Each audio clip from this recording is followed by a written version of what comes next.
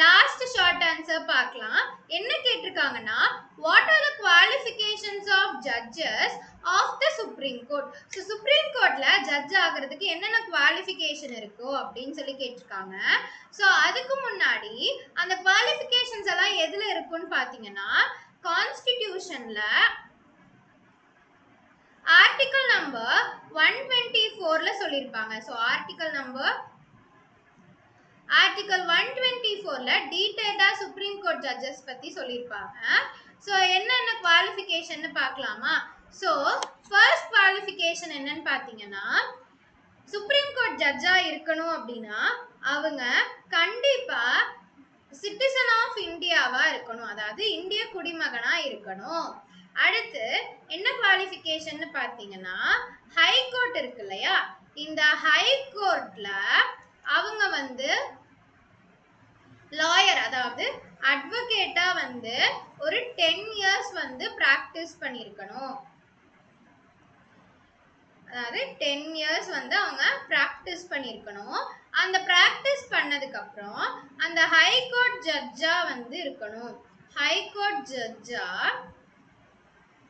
At least அவங்க வந்து ஒரு 5 இயர்ஸ் ஆச்சு ஹை கோர்ட் ஜட்ஜா இருந்திருக்கணும். அடுத்து என்ன அப்படின்னு பார்த்தீங்கன்னா, ஃபோர்த் ஒன் டிஸ்டிங்யூஸ்ட்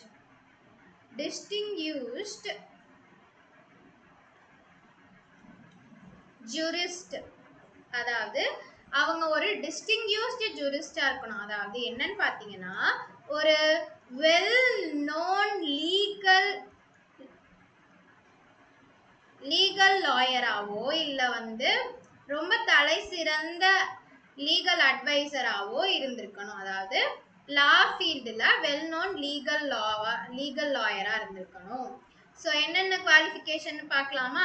என்னது, ஃபர்ஸ்ட் கான்ஸ்டிடியூஷன் ஆர்டிகல் 124ல சுப்ரீம் கோர்ட் ஜட்ஜஸ் எல்லாம் எப்படி செலக்ட் பண்றாங்க, குவாலிஃபிகேஷன்ஸ் என்னன்னு சொல்லியிருப்பாங்க.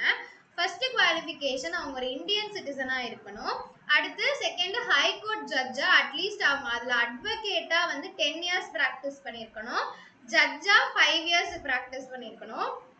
அடுத்தது டிஸ்டிங்யூஸ்ட் ஜூரிஸ்ட், அதாவது ஒரு வெல் நோன் லீகல் லாயராவோ தலை சிறந்த நல்லா தெரிஞ்சவங்க எல்லாம் தெரிஞ்ச ஆளா வந்து இருந்தா இந்த குவாலிஃபிகேஷன்ஸ் வந்து அவங்க கிளியர் பண்ணி சுப்ரீம் கோர்ட் ஜட்ஜா ஆகலாம். So hope you all understand. Thank you.